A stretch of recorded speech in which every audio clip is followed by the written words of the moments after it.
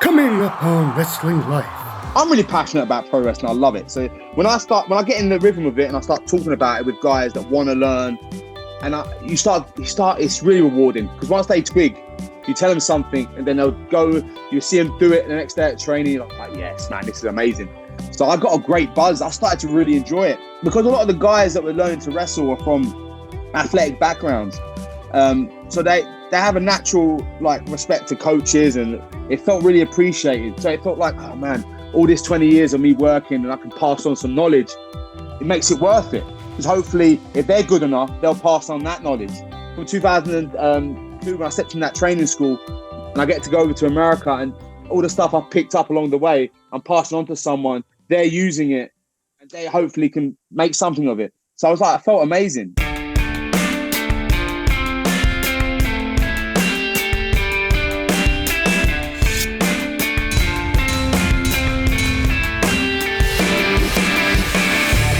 Welcome to Wrestling Life with Ben Veal, the show that features real talk from real talent.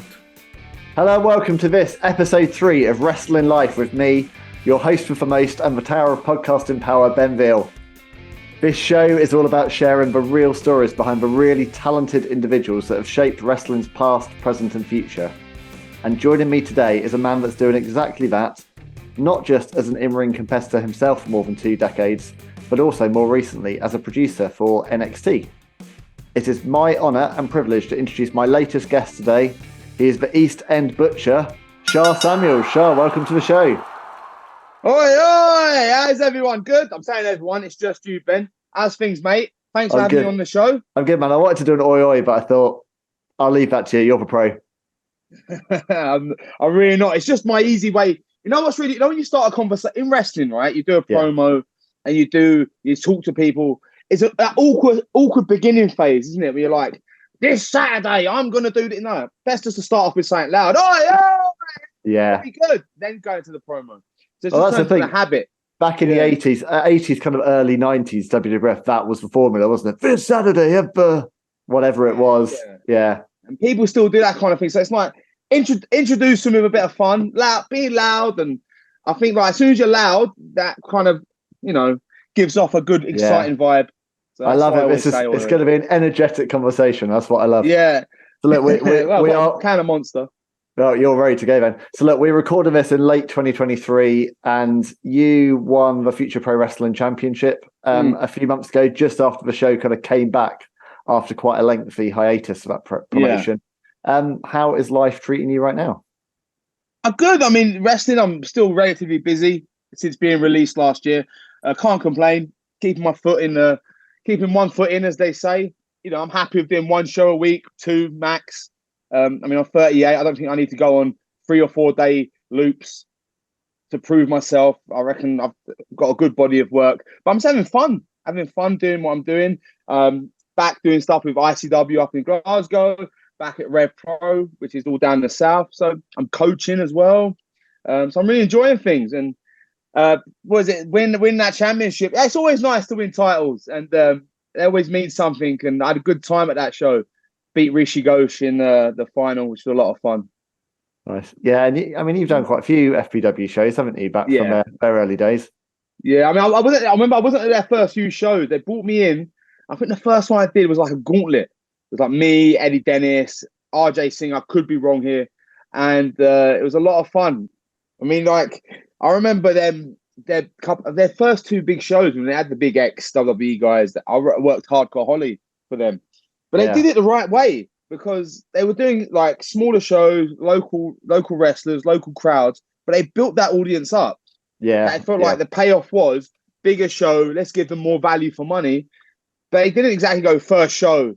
Here's, the Bushwhackers. Here's, Gangrel, blah, blah, blah, blah. Yeah. Which people do. And there's nothing wrong with that, but you'll be surprised how talented that people are in this country. You don't need to rely on the Americans. Wrestling is wrestling at the end of the day. If it's good quality, people will come. Yeah, I went to one in Bristol about 3. It was just before COVID. Who they had? Cody Rhodes. Had the Godfather and his Papa Shango gimmick. It had Bruce Pritchard. It had Conrad Thompson. I was on that. What show was this? Bristol. Fight Forever. Bristol. That Fight Forever. Were you on that? There, Yeah. I was there. Besides, There you go. I was on. It We was did a nuts. run of 4 shows, and I was on them. And then it just went, didn't it? I was like, this Yeah. is cool, but I can only imagine, because I remember we did like a press conference afterwards, and that was when Yeah. Cody alluded to like something's coming, and then it was. I Like signed a few people. He signed Kip off the back of that. Kip Sabian was on Really? that tour as well, Oh, and man. he got signed off the back of that. And I think Wow. a few people got offers and end up elsewhere. I won't say names, but there was some Yeah. big names on that show, and Yeah. I think they know they were offered AEW contract as well. But then Yeah. WWE anyway, bit of a Yeah. bidding war by time over here. But that Interesting. 4 days with Fight Forever was really good, right? Yeah, it's great.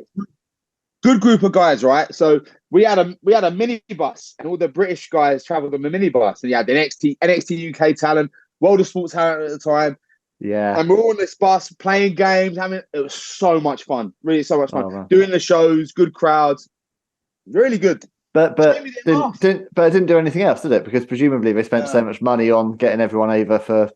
I don't know, Yeah. but it's a shame because I thought it was great. No, what it is, I'll tell you what it is with a lot of people. It might not be so much losing money, is the fact that no one wants to work hard for it. Like, if you put on a good, like, here's my 4 shows. Boom! Cody Rhodes, Papa Shango, Bruce Pitchford, who had the best podcast in wrestling at that time. It was hot, like Conrad Thompson. It was really hot. And he's thinking, right, this is it. We made it now. It's like, no, what else are you going to do? You have to build on that. What else are you going to provide? That's your first few shows. What else can you do? You can't go beneath that now. You've set the bar. That's what Matt was saying. Like, every time if you do a super show with all these WWF guys, that's got to be your that's got to be your thing now, isn't it? So imagine if they did use just the UK guys, the shows. Yeah. Two times in Bristol, 2 times in London, 2 times in Liverpool.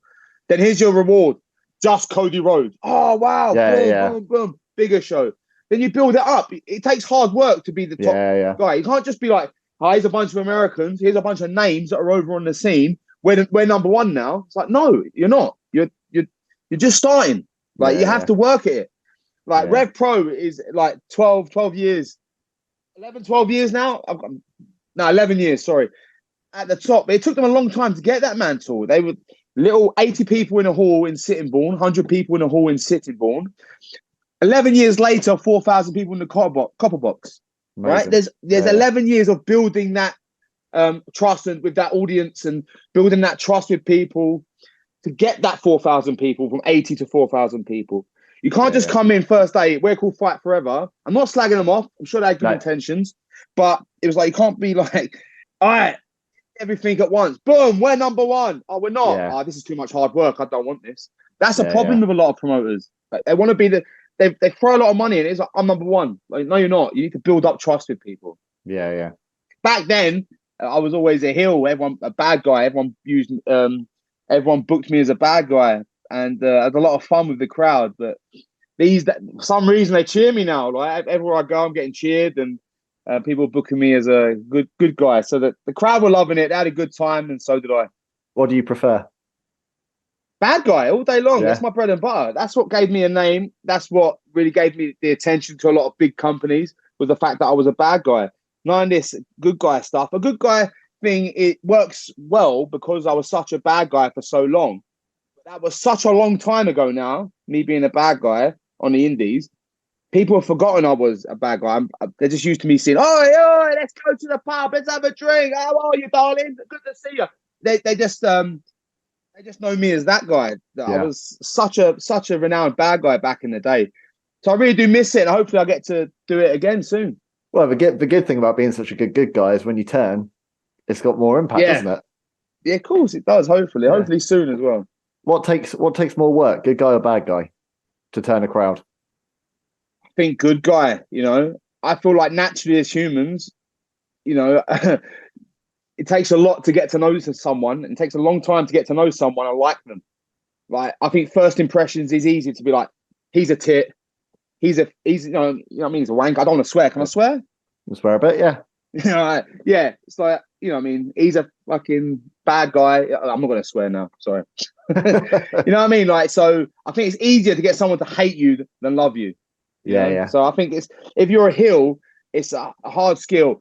And I'm not talking about being a heel in the sense of like, shut your mouth, boy, shut it. shut up, little kid. No, that's not being a bad guy. I mean, like, if you get someone to genuinely feel like this guy's a piece of shit, that's a you know what I mean?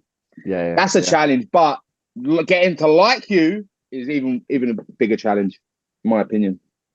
So I mean, you're very much, you know, a veteran of the sport now, and you're now training the next generation of talent. What was your journey, Shah? Where does it all begin entering this wonderful world of wrestling? Well, I'm sure, like yourself and like many people, I was a young child watching wrestling on Sky Sports. Hulk Hogan, Jake the Snake, Macho Man, these kind of names. I remember them when I was very, very young. But again, I only saw that at a relative's house. I never got to see it until about 1993 when we got Sky. I was like, yeah, best day ever. And I just remember watching King of the Ring at 93, Bret Hart winning the King of the Ring. I didn't know why he was a good wrestler at the time. I wasn't like, now I can appreciate his work as a performer and stuff. But watching it as a kid, I was just mesmerized. Like, Bret Hart's the man.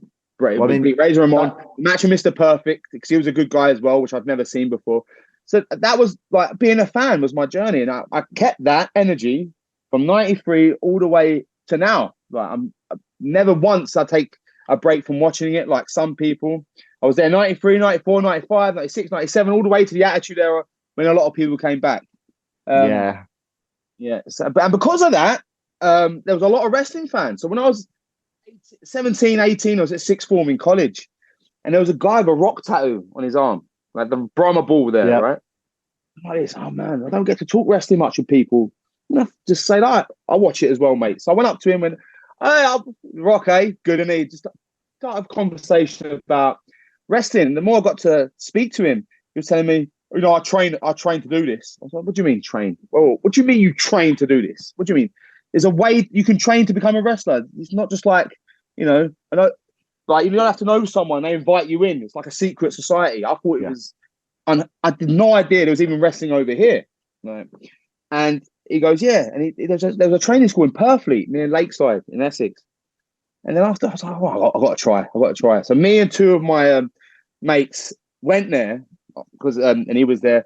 And after the first training session, my two mates never came again. And I went, I'm still here. 20 odd years later. What was that? 2002. So yeah, 21 years. Like, I had my first match in 2003, but my first time training was in 2002. Just before WrestleMania 18. Did you know as soon as you stepped into the ring and took a first bump that this was something you wanted to do? Yeah, I knew straight away. Straight away I was in there. Not even the first bump. Yeah, the first thing we learned was to bump on the floor. Ridiculous, right? So dangerous. Bumping on the floor. But it was more so when 4 months down the line, I got in the ring with someone that had a small ring, and we put together stuff that we had learned. So we lock up, you know, the headlock and the tackle, all that kind of stuff. And because I felt like I was in my element, because I've always been good at wanting to be a showman. And, you know, even as a kid at family functions, I've got to be the center of attention, all this kind of stuff. So I felt like in my element, everyone was watching me. I was in there, everything I learned. So I tried to be a bit of a showman. I was like, right, this is definitely for me. It's not even 2 hours on a Sunday where I get to train and be around other wrestling fans. It's like, no, this is something I want. So yeah, it's interesting. Best season I've ever made. You're talking about that King of the Ring 93. I mean, that is such a good example of morphing your style for your opponent. You got three, you know, I think that really was the show that solidified Bret Hart as a main eventer. Even though he'd had his WWF title run, and they thought, oh, this was an experiment, we'll put it back on Hogan. That didn't work, back on the big guy. But that King of the Ring 93 was the night when you saw he can literally work with anyone and put on. And it carried over. It carried over, if you remember, right? This is people don't praise this SummerSlam 93 enough. He went in there with Doink the Clown, right? Had an amazing match with Doink the Clown. Then straight after, had a great match with Jerry King Lawler. One after the other. Yeah. Like, storytelling at its finest. And off the back of that King of the Ring, the King of the Ring, then he did that. It was like, this guy is the man. Like, absolute man. Then the Rumble with the limping of the leg. The ultimate babyface. He's limping. Yeah. It's Bret Hart. I remember the call. Who was it was on commentary? It's Bret. I think it might have been Vince McMahon. It's Bret Hart. He's limping. And DiBiase is going, I can't believe it. And he's limping. Gets in there, takes a beating straight away. Yeah. I was like, that's all of that from the King of the Ring up until winning the title again at Mania. Top guy, absolute. The top. And what's number great one. about that is it's kind of a good example in terms of what we were saying about that good bad guy thing, because he didn't actually ever change his character that much. Bret Hart, he was just always in the ring. He always had this kind of vulnerability about him in terms of he took such a beating. I mean, he just sold so hard, didn't he? And made whoever he worked with look like $1 million. And that just carried on throughout. Even when he was the top guy, I think he still gave more to his opponent than he ever got back. Yeah, I mean, again, the best wrestlers always sell for their opponent. Like, I don't care what people, because people slag off Hogan. He's one of the best sellers of all time. You watch his style. He's sold 6'9", jacked, 300 pounds, super tan. He's there taking a beating from big guys because he sold. He knew if he wanted to be wanted to get the fans behind him, he had to take a beating. Because people, we care when we see people in pain, right? We naturally just be like, right, oh man, I hope he becomes good. I hope he gets better. It's just a natural human reaction. And if you go in there, no sell everything, I think who's going to give a shit? Like people will switch off unless you're already a wrestling fan and you're in that little bubble, that little niche. So you can watch wrestling now. It's like, I'm not going to sell. Yeah, I'm not going to sell. We're both not going to sell. This really hurts, but let's pretend it doesn't hurt. Ah! Yeah, like, that kind of mentality is the reason why I think viewers like, ugh. You know what I mean? And that's not to slag off anyone's work.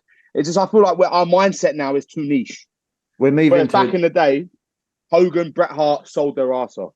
Yeah, it feels like we're moving to a different pace of a wrestling match whereby it's big, and almost like it's the art of the not selling until the point that it reaches a crescendo. In many cases. Another thing, people think selling is like staying there like this. It's not. You can sell and be on the move. You can sell and be on the offense. Wrestling's beautiful, man. You can still be in pain at all times. Because you know what? This is what really is annoying, right? Everything we do in that ring hurts. Riding the ropes. Taking a roll, taking a bump. You slap them in the back of the head when you do a lockup. It all stings. It all hurts. So why am I telling the audience, none of this hurts? I'm on the rope. It hurts. You get. It hurts here. You run off. Rope burn. But I'm just gonna pretend. I should be in pain all the time, whether it's in my face or in my eyes or the grimace. People should tell that he's in a bit of pain here. But I feel like we just feel like, nah, I've got to be Superman, superhero. And that's one of the things that's actually compelled me to do this show, because it's really overlooked, I think, because wrestling's predetermined. I think what's really overlooked is actually this is a really, really tough, physically grinding, mentally grinding sport to be part of, and then compounded by mentally as well, mate. Sorry, yeah. Throw that in there, mentally as well. Well, that's what I mean, because compounded by the fact that you have to put up with all the travel you guys do. And all of the rigor that you have to kind of move around the world to apply your craft. I think it's it's an incredible art form, and I think it's very overlooked by the mainstream. Absolutely, man. Because that comes from the fact that people just go fake, boom, fake, boom. Well, it's not. But you wouldn't go to a stunt man, fake. You wouldn't go. You wouldn't go. Even the gladiators that were on TV back in the day, you wouldn't go fake. Because he's tackling him down on a big crash mat. Oh, that's got to hurt. We're doing that. So, but I just feel like it's because masquerading as a sport. It's like it's a work, but it's still pretending it's a sport. We have commentators, we have pre-game shows, we have instant replays, we have championship belts that people are fighting for. People can't get their head around the fact that that's a form of entertainment.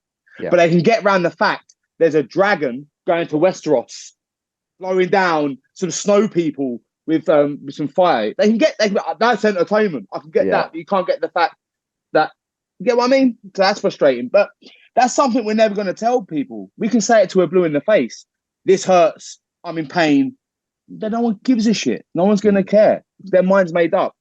So we can just be like, right, fuck them. Do you think it's changed a bit? Because obviously in the last 20 years, the curtain's been pulled back since like the late 90s in terms of, ever since Vince McMahon did his famous kind of "there's no good guys, there's no bad guys," speech. But we've kind of moved. Great, by the way. Yeah. But we've moved. 25 years on, we've moved very much behind the curtain. There's as much kind of coverage on things like WWE Network of what's happening behind the scenes, and the two people who are just in the ring are hugging and congratulating each other on a match.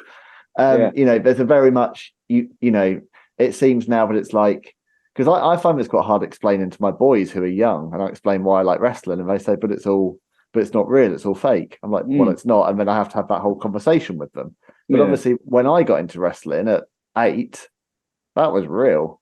Same. Like, it's different. I wasn't smartened up on it. This was real stuff. This was for Bret Hart was really losing, and Yokozuna was really bonds dropping people. It's like it's hard because getting that kind of new generation of kids involved. Yeah, I don't know, because it feels like it was when I became a teenager I was smartened up to it, and then I appreciate it in a different way. Yeah, I don't know at what age like kids really should know the kind of secret behind the sorcery. Yeah, I think people are aware and kids are aware, but that's part of the fun now.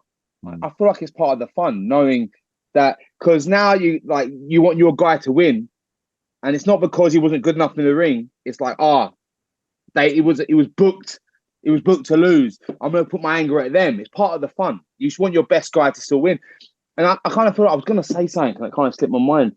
But I feel like it can bring in a new kind of audience, all the behind the scenes stuff. I know people that can't watch a pay-per-view 3 hours long, but they can watch every single WWE biography show, every single WWE 24, any kind of documentary that comes on the network. These clips they put the day of the Royal Rumble, they put it on like YouTube or on like Twitter. They could watch that and be interested by it, and then that draws them in more so than the matches. So I feel like it just creates another audience. So it's a good thing we have that. It's just evolving. Wrestling always evolves. Yeah. I don't mind that people say no, it's predetermined. I don't mind that people don't want to watch it because it's not their cup of tea. I just feel like it's a shame we don't get people try and write it off and trying to make a mockery of it by saying it's not a real sport. It's not real. It's a fake. It's phony. All these kind of words that don't get associated with any other form of entertainment, whether it's the circus, whether it's whatever. Well, whereas we do, all of it. Serious drama is it's something we're passionate about. It's something, and there's a lot of people around the world that are passionate and love wrestling. It's their escape. I watched the documentary. It was on the network recently. I don't know if you've seen it. It's called Flag the Superfan. I watched it 2 days ago, right? I watched it. I damn near cried, man. I had tears rolling down my face. It was that the fact that he had wrestling taken away. He lost his mum during COVID, and then wrestling was taken away from him. Two things in his life. And then when he got wrestling back, it overwhelmed him, and it was beautiful to see. Really, really, really tugged at my heartstrings, and I got really emotional watching it. But that's the power of wrestling. So why do people out there want to kind of undermine it, slag it off? Because it brings joy to a lot of people, and people are passionate about it. And we're so passionate about it, when people do slag it off and say it's fake, it's phony, these fans will jump at its defense straight away. They don't have to, because they're passionate. They know how much sacrifices we all make as performers, whether it's on the Indies, WWE, AEW, New Japan. Everyone makes sacrifices to do this. Yeah. And it's a shame that people do slag it off. Yeah, well, look, this is why this show is called Wrestling Life, because wrestling has been my life for 35 years. It's a thing that's brought me so much joy. It's brought me so many long-lasting male friendships and community. It's brought me a tribe. As someone who, never really had a football team, never got into rugby, really never got into conventional sports, but I've got an encyclopedic knowledge of wrestling since, the early 80s. And so it's given me my identity. And there's a lot of people like that around the world who maybe don't always necessarily fit the mold, but actually it brings us together, and it brings me a lot of joy. And also it crucially, I'm almost 40, it still brings me escapism. It gives me my Sunday night watching AEW or WWE, whatever it is, just immerse myself in 3 hours of, okay, well, here's some guys who are going to entertain me. I won't love everything on the show, but I know that everyone on it is going to put their all in. Yeah, and also you might enjoy everything, but see, there's one thing that you might enjoy, someone else won't enjoy, and vice versa. That's what's beautiful about it. It's a variety show. Yeah. So look, tell me about, we've talked about WWE a few times, but tell me about your time there. So you, I know it was recently, you had the chance to guest coach in the WWE Performance Center in Orlando. Yeah. How did that come about, and what was that like for you? So I got a message at the end of last year. Like, we just got, obviously, NXT UK closed down, which is a shame. That shut promotion and the body of work we all put on doesn't get its flowers, as people say nowadays.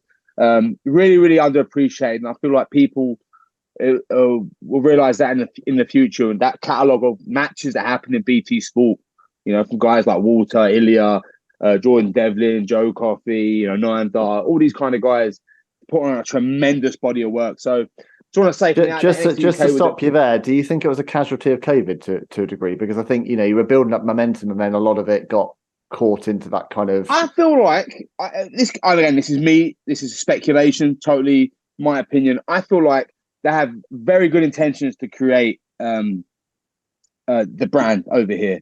Now the problem is COVID was a factor, because before COVID, I wasn't there, I wasn't signed. Before COVID, they had all guns blazing. They were doing big things, over in America. They were on the live events in the UK. The guys were making headway and doing really cool things. And I feel like it would have grew. It would have got bigger and bigger and bigger. No one could have predicted COVID, and it put a stop to a lot of things, not just in wrestling, but around the world, right? And so when they brought it back, you can't. After it's been put down kind of way, we're the UK brand in the BT Sports studio, right? It's hard to grow from that, because people still associate it with that. So best thing to do, make it go away. We can do what we intended to do. That's what I feel like the plan is. But I could be totally wrong. You just don't know. But I feel like that's where that's where their mindset was, to close it. Yeah. We make this bigger, if it's not going to grow, if it's stuck at this level, we want these guys to be here, but they're going to be stuck at here. So make it go away. We'll come back in the future. But it's produced an incredible crop of talent, hasn't it? Many of whom have really fed into that main roster. Yeah, absolutely. Look at the two champions in NXT now. Ilya Dragunov, Lara Valkyrie. Both NXT UK. Before that, Gallus, tag team champions, Mark Coffey, Wolfgang, NXT UK. Jordan Devlin, Monday Night Raw, NXT UK. Gunther, NXT UK. Pete Dunne, NXT UK. Actually, all the brawling brutes. Luke Menzies was Rich Holland, NXT UK. Yeah. So I've look at that. Then you look at Piper Niven, tag champion, NXT UK. So a lot of good talent came from that place. Rhea Ripley, another one. They just keep coming to me. Rhea Ripley, another one. So you can't discredit that place, because it created a lot of stars. Not say it created them, but it helped build them up and mold them. Gave a platform, didn't it? A bigger platform to a mainstream audience. Yeah, absolutely, and got them ready for the big audiences and the big platform. So it served its purpose, and I feel like it served that purpose again, because you look around the UK, you look around Europe, there's amazing talent, and the mindset is spot on over here. Like, more so than I feel like in America, right? Yeah. I feel like here we have that mindset that it requires a bit more showmanship, a bit more character, and a bit more depth. It's not just what happens in the ring; it's the overall package. I feel like we have that over here more so than America. Well, I think again, it could be a great feeding ground for the main roster once they get going again. This episode of Wrestling Life is brought to you in partnership with our friends over at Legacy Sports Nutrition. Take your physical and mental performance to the next level with Test X9, the natural testosterone booster. Clinically proven, Test X9 from Legacy Sports Nutrition is NSF certified, third-party lab tested, and made in the US of A. And it's brought to you by friends of the show, 3-time world champion Nick Aldis and 10-time world champion Mickie James. Nick developed and uses these products himself, so you know they work, and he shows you how over at legacysubs.com, with links to clinical studies on each of the 9 key ingredients. No bull, no bro science, just facts. It's time to level up your strength, energy, libido and drive now with Test X9 from Legacy Sports Nutrition. And if you want to really level up, go for the ultimate test stack, adding T-Assist, a pro-grade estrogen inhibitor and test enhancer, and the best-selling sleep aid Recovery PM, and discover why improving your sleep is the key to unlocking your mental and physical potential. So stop settling for average. Go to legacysubs.com now and use the promo code WrestlingLife for 10% off your entire order. That's promo code WrestlingLife. And if you subscribe to have it shipped every 30 days, you can still get the discount every single time. So head on over now to legacysubs.com and level up with legacy. What's interesting is you were talking earlier about kind of you grew up watching wrestling in the early 90s, and then you were kind of stunned that you could actually do it, but it was a thing you could do. And that's the difference between there and now is you've now got WWE and AEW and New Japan, all these huge organizations which are full of British talent, which, apart from us seeing the British Bulldog and the Dynamite Kid as kids and William Regal, there wasn't really that influx of, and so you can now see that journey, can't you, in terms of you can self-create a persona for yourself, grow a social media following, grow a body of work, and you may get signed one of the big boys. Absolutely. And also, like, I remember at 2008, 2009 time, right? This when there were WWE tryouts, and you would think to yourself, oh, there's no point. There's no point going. They've got a Brit. They've got an English guy. They've got a Scottish guy. They've got an Irish guy. It was Sheamus, Drew, and Wade Barrett. So what's the point in going? They've already got that. They've already ticked the quota. You know, that was how it was back then. You had one guy from here, one guy from there. Whereas now it's not. It's like you're talented, you're good enough, you get the opportunity. Yeah. So tell me about the so Performance Center. So you got that's cool. It's a good tangent. But so you got the call. How did that come about? Well, again, end of the year, they were saying like we want to bring a couple of the UK guys an opportunity to coach and to see if it's something that you'll be good at and also produce a few matches. So we got their phone call to go over there.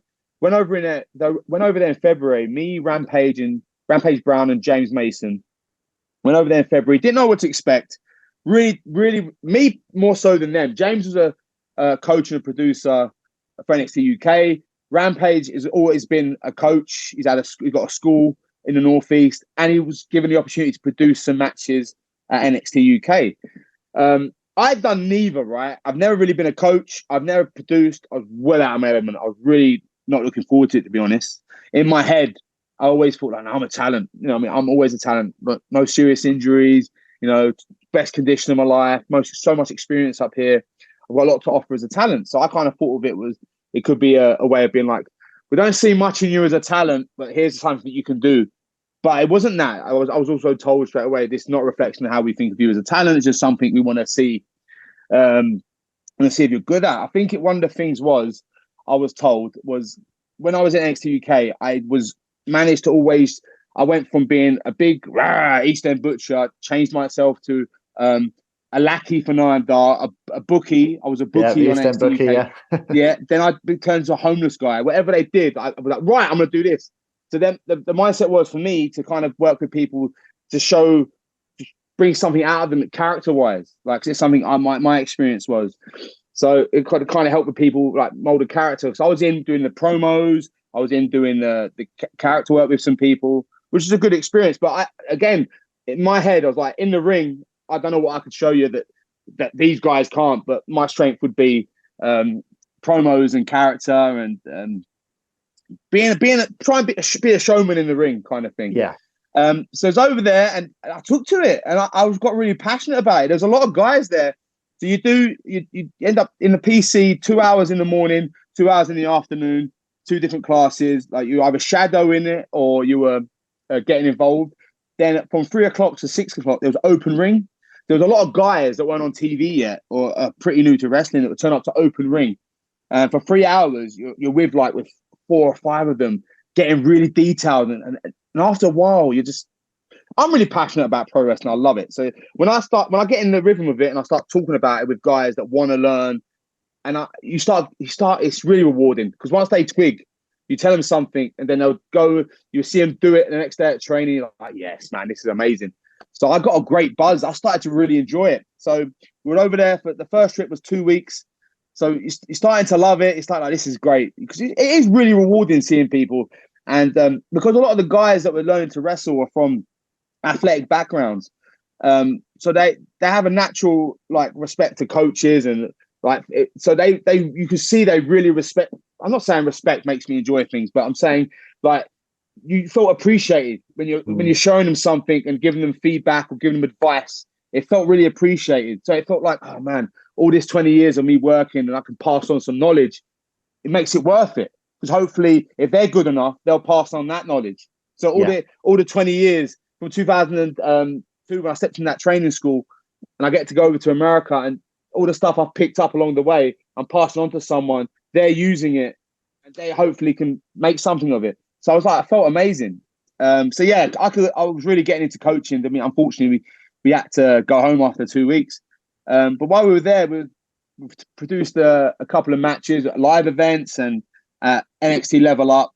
So, which is a high pressure situation. Not so much for Level Up because it's luckily taped, but we had to watch how live TV was set up from the truck. My God, they do such an amazing job. See what the 2 hours of television we get to watch on TV. The amount of work that goes into it, you will not believe. I'm talking about one episode, one NXT episode. The amount of work that goes into it is unbelievable. Unbelievable.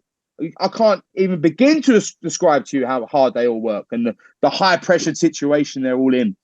With the camera guys making times, making sure the advert comes up, and you're watching it go.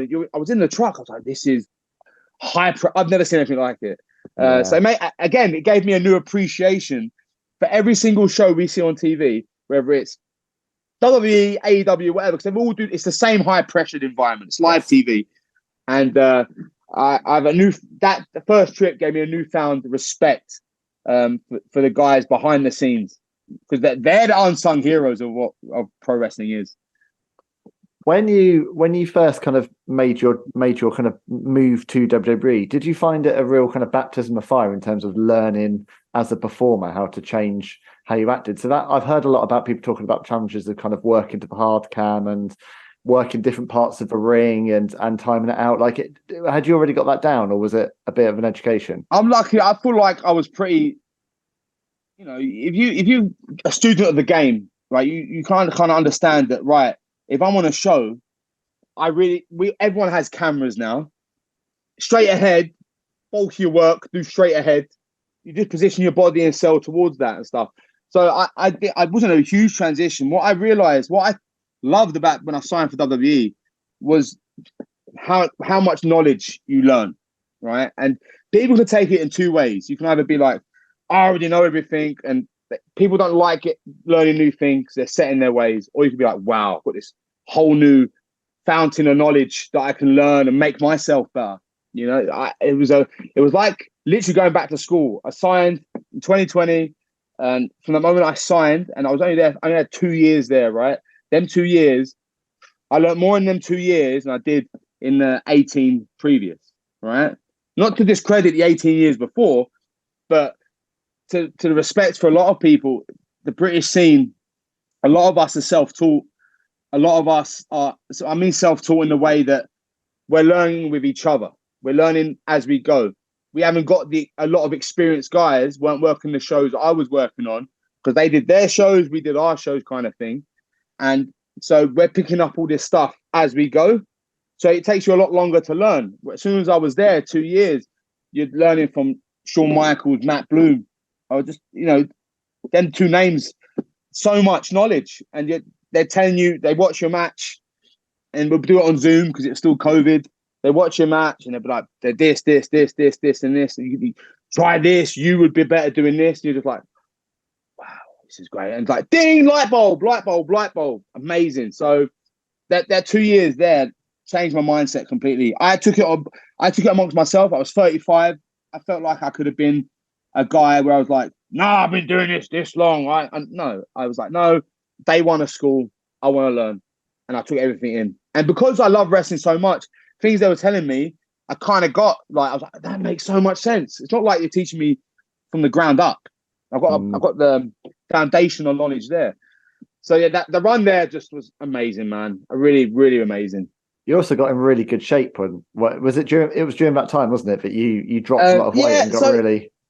It all happened at the same time. So I can tell you the story of how I got signed. All right. So I had my tryout in 2019, July 2019, right? And this was when I was at my heaviest. Where was that? Was that was in the UK? Yeah, it was in the UK. So I did the week at NXT UK, and then I did a dark match at the Plymouth UK tapings, right? And they'd never really heard of me before. I mean, they've heard of me, but not so, because the people in charge of NXT UK were the owners at Progress at the time, and I didn't really work much with Progress, so I was never brought up to them.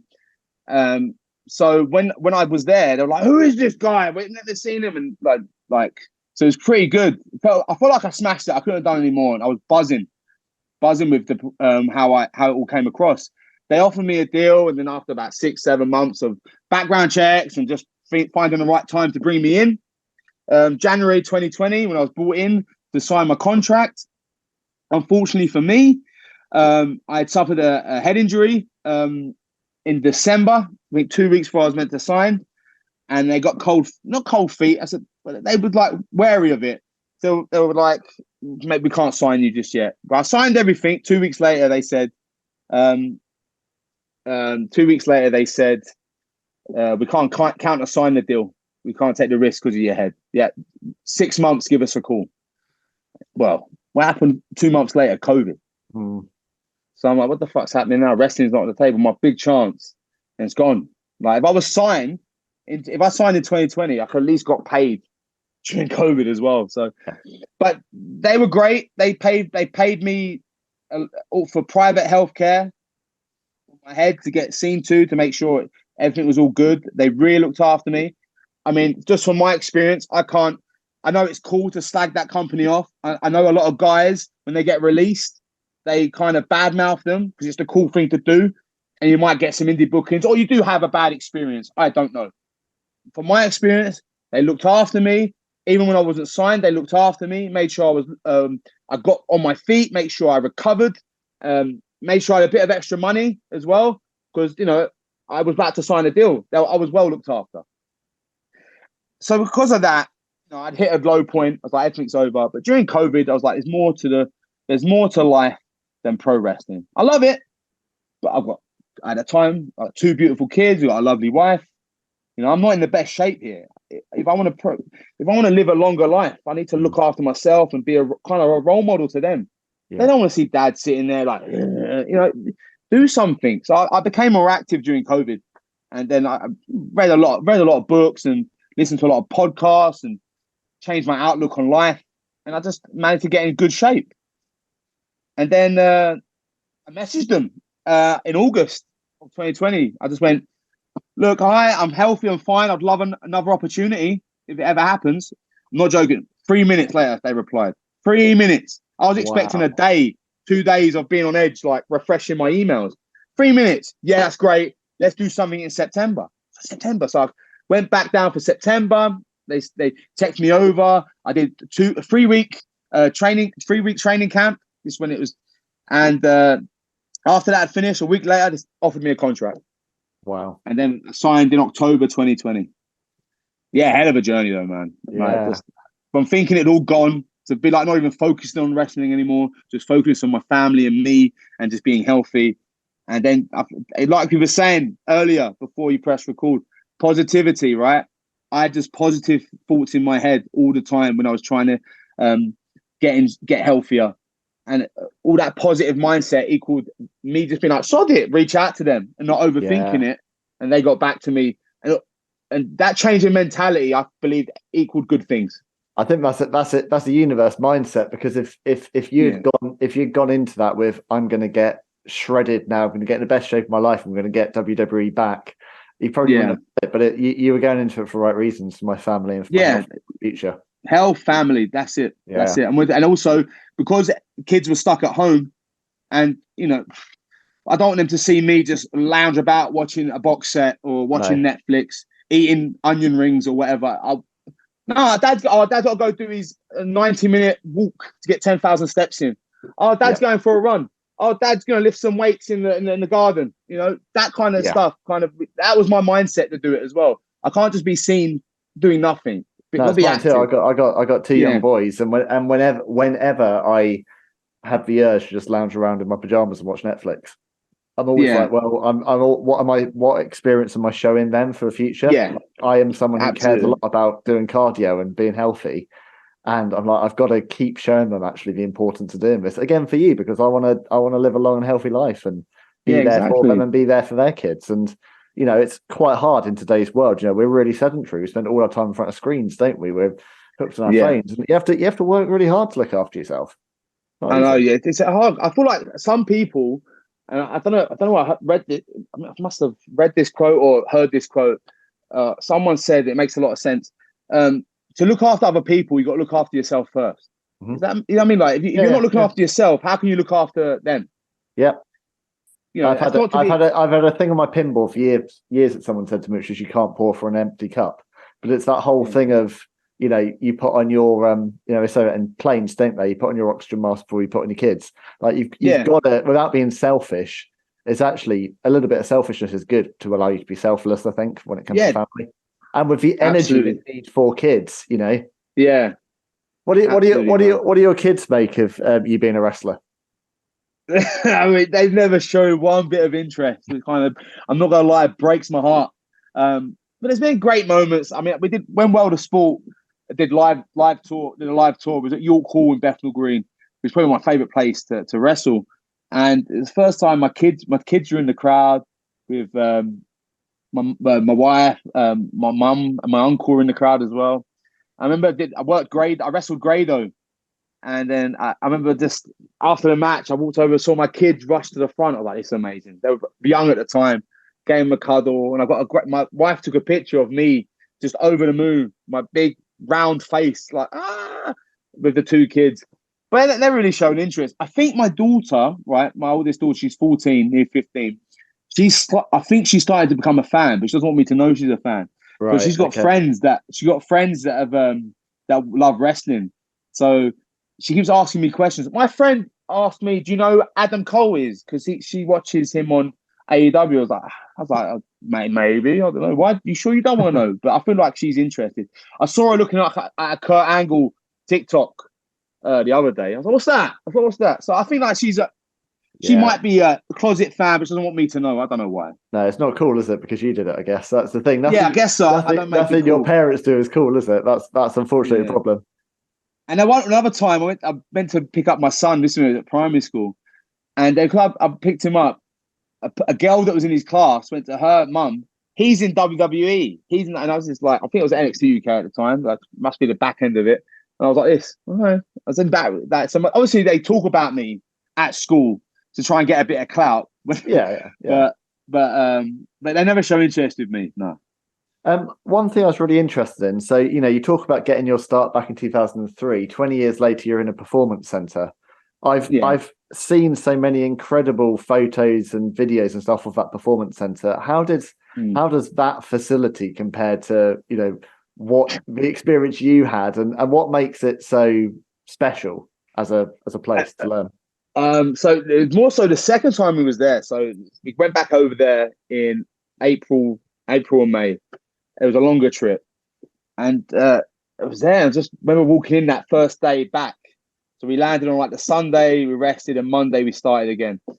And we got in there. I just looked around, and there's like Norman Smiley's teaching his class, Fit Finley's doing a cardio session, Terry Taylor's about to start his class. I'm like, this facility is out of this world. So look, it's a one-stop shop for pro wrestling. If you're a pro wrestler and want to get good and have a passion about this, that is a place to be. Like, there's 5-6 rings, soft ring, state-of-the-art strength and conditioning, big ass promo room.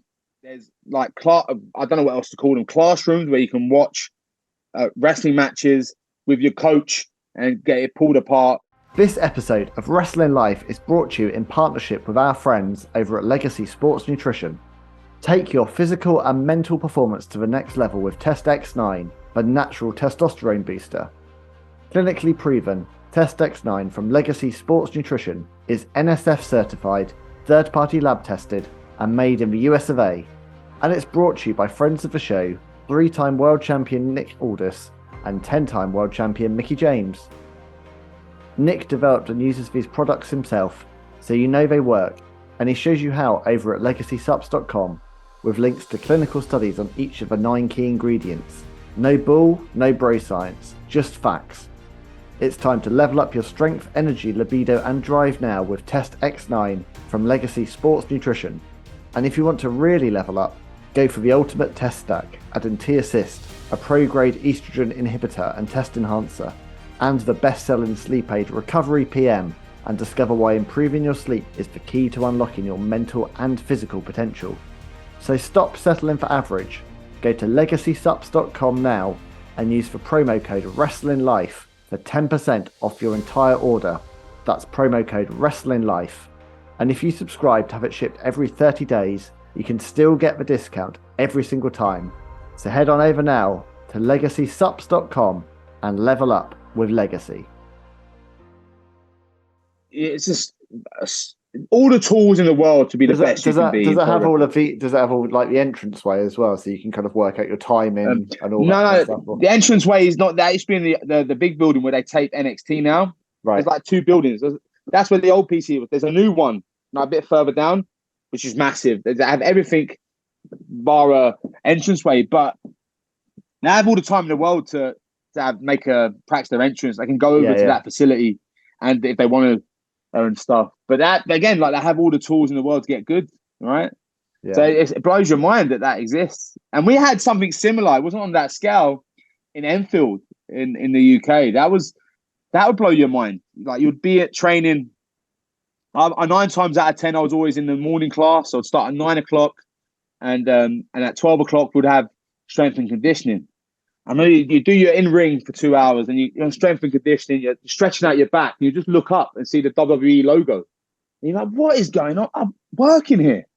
This is amazing. Like, for me, I can't even speak for myself. It would be an out-of-body experience at times where you just stop yourself and like, fuck's sake, look where I am.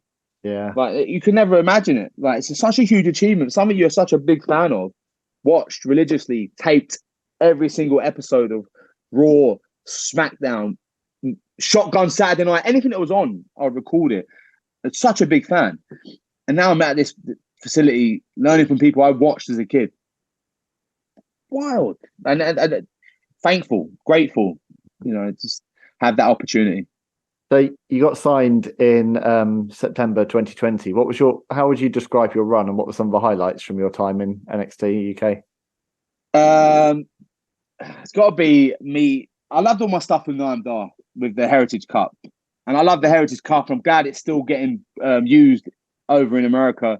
It's such a unique match, and I loved being on the outside. I got to play to my strengths, which is a character, and I add a bit of spice to his matches because he's a phenomenal worker and one of the best wrestlers on the scene today. In America, anywhere, he's that good. So being on the outside to add a bit of, they have these big sporting contests. Him and A-Kid, him and Nathan Fraser, him, Mark Coffey, Joe Coffey, and here's me doing he do the sport, I do the entertainment. You know what I mean? So it meshed really well, and I think it created a good package. I kind of wish we had the chance to take that over to America. There was talks of it at one point before they closed down, but it never materialized, unfortunately. I feel like we could have done some good things. Hopefully we can in the future, but that was definitely my highlight. And then doing the homeless thing, because that came across like that, and I put that together in like a day. So they said, you've gambled all your money away. We need you to be down on your luck. So I went, I'm going to be the wrestling hobo. Do you remember that episode of The Simpsons where there was a guy who was with the boxing episode? There was the homeless boxer. He had the thing on his back. He would box, then he'd pick up his little ninny or whatever it was and carry off. So I thought, I'm going to have. I love that. Yeah. So I was at BT Sport that day. I had a white vest, went in catering, put tomato ketchup, gravy, all that kind of stuff. Put odd ring gear on, put tape around my boots, and then I found this like feather duster. I turned a Waitrose bag inside out. Put it on top of this feather duster and just put rubbish in it. So I'd come out, I'd be like, and then I'd have my hat and I'd pretend to be a beggar. I'm in pain. Give me money. Like no one gave me money. And because I always forget my dad years ago, right? Whenever he wanted my mum to do something or, to get my mum's good graces, he would feign like a little limp. I don't know why. He'd be like, I'm in pain.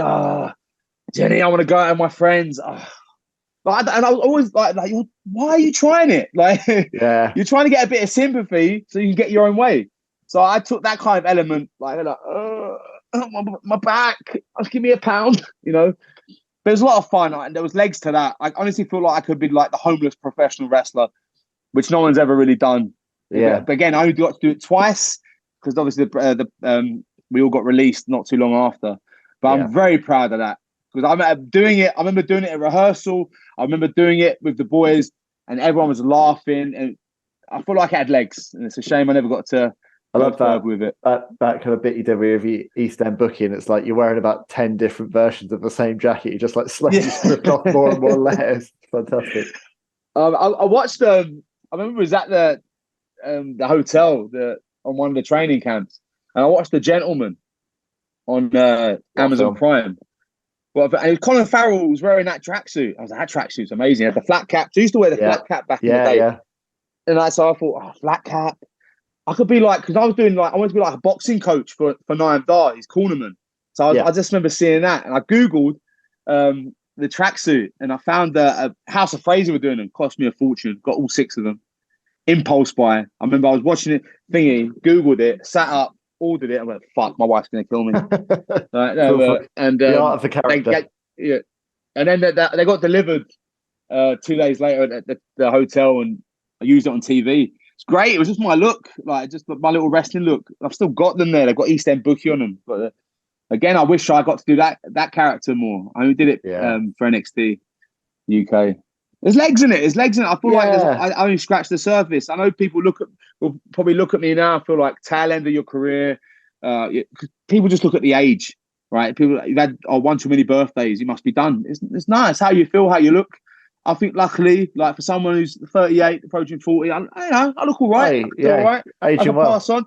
There's a lot of filters out there that can help my case. And I know I've had one concussion, serious concussion that's been diagnosed. Apart from that, elbow fine, both elbows fine, shoulders are fine, my knees are fine, my back's fine. I'm in really good health. So it's not like someone can say it's done and dusted.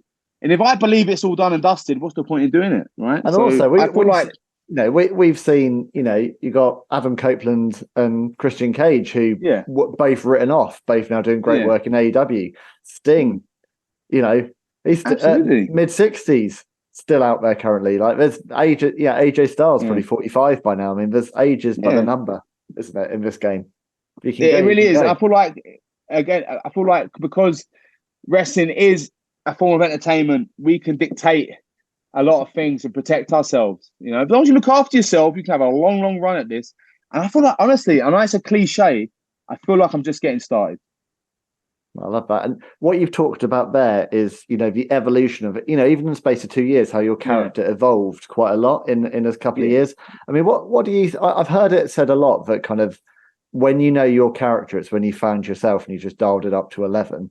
Like, we're talking now, there's a lot of energy to you. Clearly the Shah Samuels on screen isn't that different to you in real life. How much, where are the similarities and where are the differences between the real you and the character you? I really don't know. I just know, like, I'm a very shy and quiet person. Just meet me. Once I get to know, let me rephrase that. Once I get to know someone and I'm comfortable in that space, I start being more energetic, more loud, more open things. And I'm just that all the time in wrestling. I just feel like as soon as ring gear's on, I'm straight off the bat, loud, confident, larger than life, will say ridiculous things. But I feel like it comes from having a back history of knowing what a character is, right? So when I started in wrestling, I was told, because I'm half Iranian, I'd have to do an ethnic gimmick. I'd have to wear like a Sabu kind of headdress and be called the Sheik and that kind of stuff, that wasn't me. It's not something I wanted to do. But I felt like, if that's my way in, wrestling's full of stereotypes, I'll do it. And it got me nowhere. So I just thought, like, no, I like football. And because my trade was a butcher in East London, Queen's Market near West Ham, and I used to work in that shop from a young age on the Saturdays, and because it was near West Ham's ground, I would see how football fans would react. But groups of blokes, loud, obnoxious, say stupid things, like Not all of them, but I just remember seeing a bunch of pissed up fans from a young age. And I just took that energy into pro wrestling. I don't care who you are. A bunch of blokes, loud, drunk, singing football songs will intimidate you if you're by yourself, or if you're on the underground, if you're on the bus, if you're walking around on the street, you'd feel intimidated. So I thought, if I'm going to be a bad guy, I'm going to use that kind of energy into pro wrestling. Try and be that loud, you bunch of mug, east, and all that kind of stuff. It's something that I felt uncomfortable being around as a kid. You know, they're harmless and they won't do nothing. They're just having fun. I realized that. But when people are loud in that kind of setting is intimidating. So I took that element into my pro wrestling character. And over the years and years of trying new stuff, it just morphed into what this is now, which is reality is just me, just a confident version of me. Boots on, trunks on, bomber jacket on. I'm out there. I'm having a laugh. I'm having a good time. It's literally what you said. It's me dialed up to 11. Like it took me a long process to get there, like from what my character used to be. But the origins was pissed up football fan to what I am now, which is just me. Like I said, a passionate, confident, loud person. Do you feel like you're kind of best, your kind of peak stage now in your career? No, I reckon I'm just getting there. Yeah, I really, really do believe that, mate. I really do believe that. I thought I was at my best before I got signed 2019. I felt like I was one of the top guys on the UK in this indie scene. But it's when I got there and I realized there's so much more to learn. And I learned that in the 2 years. And I've really got all that knowledge. I'm ready to apply it now. And I feel like there's more knowledge to be learned. So if I get a chance to learn more, I'll be the best version of myself. What kind of, you were talking about kind of when you've been at Performance Centre helping to produce, speaking to young talent. Yeah. Is there any kind of advice that you always give in terms of, you know, when or questions that are asked in terms of when these young guys and girls are joining the business, in terms of maybe mistakes that you've learnt the hard way or things to avoid? I feel like being confident in that ring will make people believe in you a lot more. Problem is, people overthink everything. And the problem is now, people feel like they have to reinvent the wheel to get noticed. No. Just be confident in that ring by keeping it simple. If you keep your stuff simple, it's effective. If it's effective, it translates to good quality. If you're a good quality performer, people know good quality from shit. You can try and do something new and reinvent the wheel, but because you're not good at it or confident at it, the fans will see through it and they'll feel like, oh, he wasn't that good. But if you keep things simple and keep them effective, that will breed confidence. Once you have confidence in that ring, you are untouchable. So it all stems from keeping it simple. That's what I always say to people. Keep it simple, keep it effective, and keep it logical. That will breed confidence in that ring. And once you're confident in that ring, you are untouchable. I don't care who you are. You see a lot of people now, they try stuff they're not too sure about, and they fall in their ass.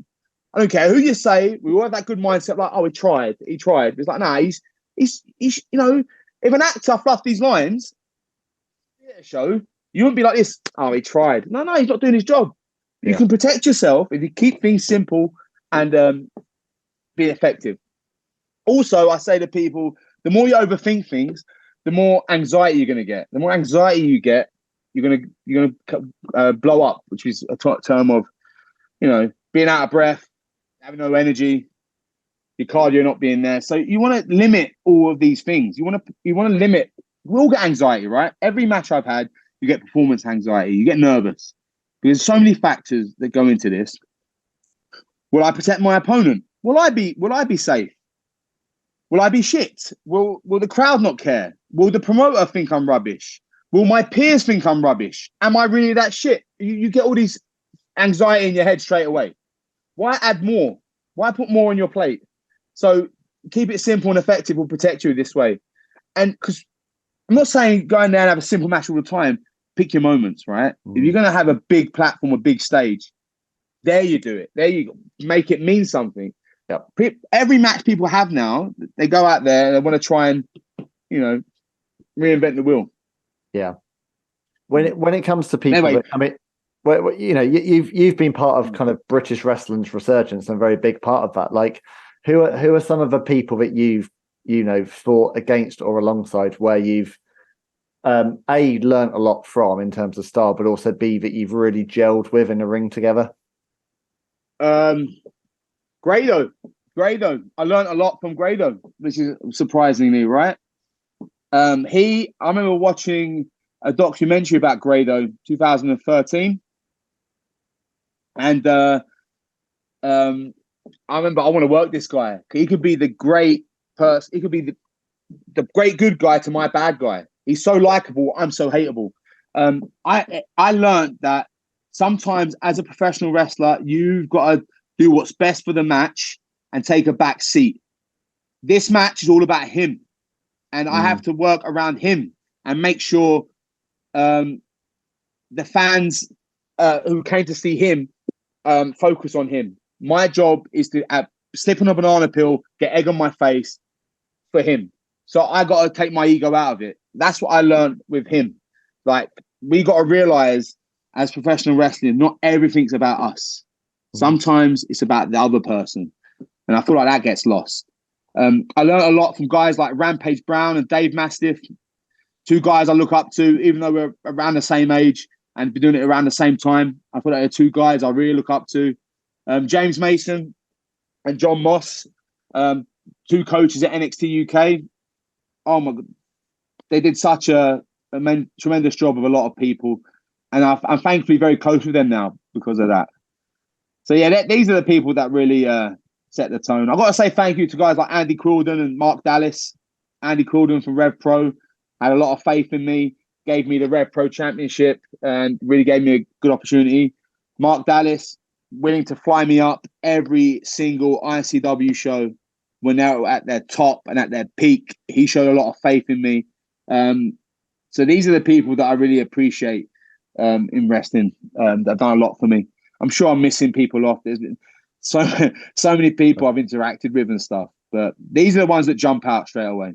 Yeah, sure. And the last thing I was gonna ask you about before we wrap up. I mean, you've said, you haven't hit your peak yet. There's still more to come. What is on your bucket list? So in an ideal dream world, what do you still want to accomplish that you haven't already? I mean, like, in regards to WWE, right? I'm a bit upset that my entire run was pretty much during the pandemic, and it was in BT Sports Studio. I never got to go out on a proper WWE show and have a match. When I say proper, I mean like live event, the crowd pop and the whole thing. The whole thing. We had a few fans at BT, but it's not the same. That is something I want to achieve. I feel like it's such a big part of wrestling heritage and history. Getting to do something in Japan is something I'd love to do. I feel like that's probably the last thing on the bucket list I need to do, really, regards to wrestling. I mean, I've done anything else. Anytime a big company's come over here, bar AEW, I've been a part of the show, Ring of Honor, PWG, what's it called? Impact, the British Boot Camp. So I've ticked a lot of boxes of top promotions around the world. Just being able to go over to Japan and perform would be something I'd love to do. Yeah, it's a bit like that. I know you've competed against Drew Galloway in ICW a number of times. When he got his WrestleMania moment, and it was, in the empty PC at the start of COVID. Oh man, like how special that could have been if it had been, if the pandemic hadn't happened. You just say, you've taken so long to get that journey. It must be. Yeah, I get that, because wrestling is such a two-way dance, and nothing showed that like COVID did it. Actually, what a huge role the crowd plays in making it what it is. Yeah, definitely. The crowd is so important, really, really important. So I would definitely love a chance to wrestle in front of a packed WWE crowd. Because it's not the arena shows, because I've done 4 or 5 with ICW. I've done 1 with Rev Pro. It's the fact that it's the WWE ring, WWE logo, something I watched as a kid, and the same kind of aesthetic as in the arena, WWE ring in a packed arena, the big lights, the commentary table, the silly things like this. That's what I would want. Just once. The big question, if you do that, do you think your daughter will actually think you're cool then? What's that? Sorry, it cut out. If you do that, do you think your daughter will actually think you're cool at that point? I don't know. I have to say, my dad's on WWE. Yeah. We'll Sorry, see. man, I keep breaking out. Sorry, my internet might be bad. Repeat that question. Yeah. No, I was just going to say, your daughter. I wonder if you get in the WWE ring, finally she'll accept. Yeah, I'm a wrestling fan. Yeah, maybe that'd be the reason, right? Yeah. Sorry. that's got to be the dream. That's going to be the goal, hasn't it? So your daughter, and to get an action figure. You got an action figure yet? Actually, no. I've got a couple of trading cards though, which I'm buzzed about. Right. So nice. When we got released, someone tweeted that I got Shah Samuels in a pack. I was like, what? I've got a card. So I sent out a tweet saying, "Has anyone's got a spare card? I'd love it." I ended up getting like 40 of them from fans. Right? How nice the wrestling fans are, right? And there was another card of me and Noam I didn't know existed. So which Wolfgang, when I went over to America, gave it to me, which is really good. Oh, that's cool. That's life goal stuff, isn't it? Man, it's great. Panini stickers, that's what you need next, isn't it? You get the WWE sticker album, then you've made it. That's it, right? Yeah. That's it. And you got your awesome t-shirt as well. Just for those listeners I watch on YouTube, just check this t-shirt out quickly, your 20-year history t-shirt. 20 years, mate. All the different characters I've played. Fact is, right, I've only got about 12 left, so you'd be doing me a favour. If everyone who's married knows what it's like. We've got clutter in the house. She wants rid of it. Yeah. So what happened is I bought a bunch of these for the copper box. But I turned up to the copper box and we weren't allowed to sell merch unless you pre-arranged it with the arena, and I didn't. So I had all this merch. Like, fuck. So I've been selling it in dribs and drabs. But I've got about 12 left. Help a man out. He's got 12 left to go. Exactly. Sorry. Say your link again. ShahSamuels.bigcartel.com. There you go. Right, and on the subject of links, for anyone in my audience who isn't following you, which is shocking, and they will be after this, how do they find you on social media, and how can everyone keep up with your latest steps? All right. X, Instagram, TikTok. I'm trying to stay cool with the kids. It's all at Shah Samuels. At Shah Samuels. I'm pretty much got the same handle and everything. Cheers, man. Any final words? Final words. Thank you very much. I'm very passionate. I know I'm loud. I know I go all over the shop, but I could talk about wrestling for hours. I appreciate you having me on your platform. Hopefully we get to do it again in the future. Absolutely. You've been a great host. No, I appreciate your time. Thank you. So take care, mate. That is it for my another wrestling life. Thank you to everyone for sharing this time with myself and Shah Samuels. Thank you, Shah, for giving up your time. Thank you to my brilliant producer, Jeff Easton from Tall Oaks Productions, who always brings wrestling life to life. And this show relies on all of you to kind of keep it going. So please follow us on social media. Really nice and simple. Like Shah, we're at Wrestling Life Online. And use hashtag Wrestling Life Pod to subscribe. So that's it. I've been Ben Veal. My special guest has been the East End Butcher, Shah Samuels. East! So until next time, let's keep doing this and be good to each other, and see you soon for more real talk from real talent.